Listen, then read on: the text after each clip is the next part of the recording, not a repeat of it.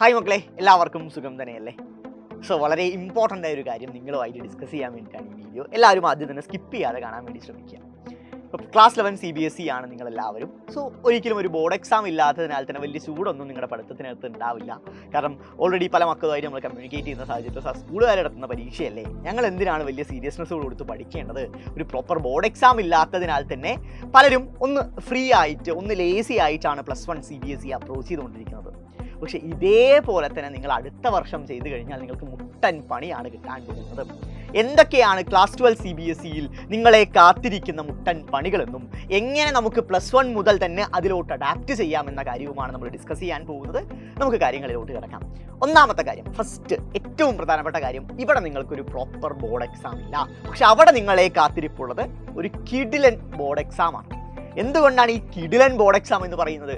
ആ പറയുന്ന പരീക്ഷയിൽ നിങ്ങളെ കാത്തിരിപ്പുള്ള ക്വസ്റ്റ്യൻ പാറ്റേൺ തന്നെയാണ്, ക്വസ്റ്റ്യൻസ് തന്നെയാണ്.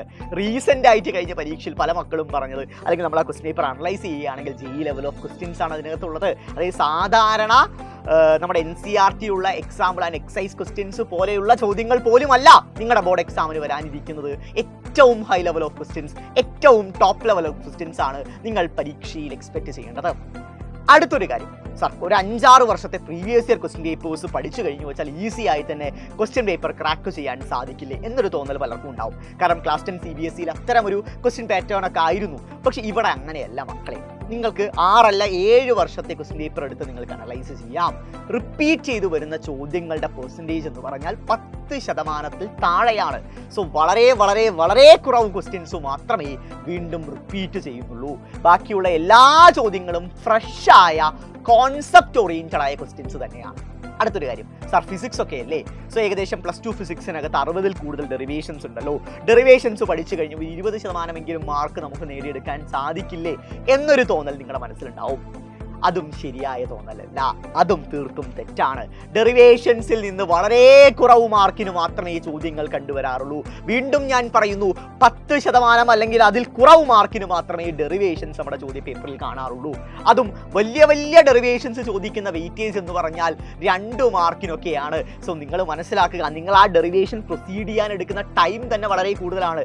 എന്നിട്ട് പോലും നിങ്ങൾക്ക് അതിൽ നിന്ന് ലഭിക്കാൻ പോകുന്ന മാർക്ക് തീർത്തും കുറവാണ് എന്ന കാര്യം മനസ്സിലാക്കുക.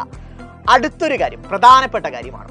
+1 വളരെ ഫ്രീ ആയിട്ട് ജസ്റ്റ് തിയറി പഠിച്ച് സ്കൂളിൽ പേരിനൊരു പരീക്ഷ എഴുതിയിട്ടായിരിക്കും നിങ്ങൾ മുന്നോട്ട് പോയിക്കൊണ്ടിരിക്കുന്നുണ്ടാവുക. പക്ഷെ +2-ൽ ഈ തിയറി ബോർഡ് എക്സാമിൻ്റെ കൂടെ തന്നെ ഈക്വൽ പ്രയോറിറ്റി കൊടുക്കേണ്ട മറ്റൊരു പരീക്ഷ കൂടിയുണ്ട്. അതാണ് നമ്മുടെ പ്രാക്ടിക്കൽ എക്സാം. നിങ്ങൾ എത്ര തന്നെ പ്രാധാന്യം തിയറിക്ക് കൊടുക്കുന്നുവോ അതേ പ്രാധാന്യം തന്നെ നിങ്ങൾ പ്രാക്ടിക്കലിന് കൊടുക്കണം. കാരണം പ്രാക്ടിക്കലിൽ എക്സ്പെരിമെന്റ് മാത്രം ചെയ്താൽ പോരാ, കൃത്യമായ റെക്കോർഡ് വർക്കുകൾ നിങ്ങൾക്ക് മെയിൻറ്റെയിൻ ചെയ്യണം. വൈവാ ക്വസ്റ്റ്യൻസ് പരീക്ഷയിൽ ഉണ്ടായിരിക്കും. സോ ഇതെല്ലാം നിങ്ങൾ മനസ്സിലാക്കി പ്രിപ്പയർ ചെയ്യേണ്ട ഒരു സമയം എടുത്തിരിക്കുന്നു. പെട്ടെന്ന് സ്വിച്ച് ഇട്ട പോലെ +2-ലോട്ട് ആർക്കും തന്നെ അഡാപ്റ്റ് ചെയ്യാൻ സാധിക്കില്ല. കാരണം നമ്മൾ ഭയങ്കര ഫ്രീ ആയിട്ട് വളരെ ലേസി ആയിട്ട് പോയിക്കൊണ്ടിരിക്കുന്ന ഒരു ടൈമാണ്. ഉടൻ തന്നെ ഒറ്റ മാസത്തിൽ +2-ലോട്ട് എല്ലാവരും ആ സിലബസ് ചേഞ്ചിന് അഡാപ്റ്റ് ചെയ്യാനും ആ ഒരു ക്വസ്റ്റ്യൻ പാറ്റേണിന് അഡാപ്റ്റ് ചെയ്യാനും പെട്ടെന്ന് പഠിച്ചു തുടങ്ങാനൊന്നും മനുഷ്യന്മാരെ നമ്മളെ കൊണ്ട് പെട്ടെന്ന് സാധിക്കുന്ന കാര്യമല്ല. സോ അതിനാൽ തന്നെ ആ മാറ്റം ഗ്രാജുവലി നിങ്ങൾ +1-ലൂടെ തന്നെ ഇംപ്ലിമെന്റ് ചെയ്തു തുടങ്ങണം.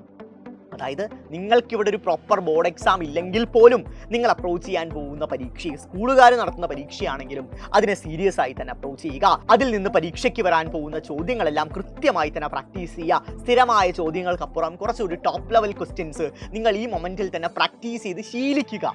കാരണം നമ്മളൊരു പ്രോപ്പർ റൂട്ടീൻ ഇംപ്ലിമെന്റ് ചെയ്താൽ മാത്രമേ അത്തരം ക്വസ്റ്റ്യൻസ് നമുക്ക് ഗ്രാജുവലി സോൾവ് ചെയ്യാൻ സാധിക്കത്തുള്ളൂ. സോ +1-ൽ നമ്മളിപ്പോൾ കവർ ചെയ്യുന്ന സിലബസ് ഓറിയന്റഡ് ആയ എല്ലാ ടോപ്പ് ലെവൽ ക്വസ്റ്റ്യൻസും എല്ലാ ഹൈ ലെവൽ ക്വസ്റ്റ്യൻസും ഇൻഡയറക്റ്റ് ക്വസ്റ്റ്യൻസും പ്രാക്ടീസ് ചെയ്ത് നിങ്ങൾക്കൊരു ശീലമായാൽ മാത്രമേ +2-ലോട്ട് അതേ ഒരു കാര്യം നമുക്ക് ഇംപ്ലിമെന്റ് ചെയ്ത് മുന്നോട്ട് പോകാൻ സാധിക്കത്തുള്ളൂ.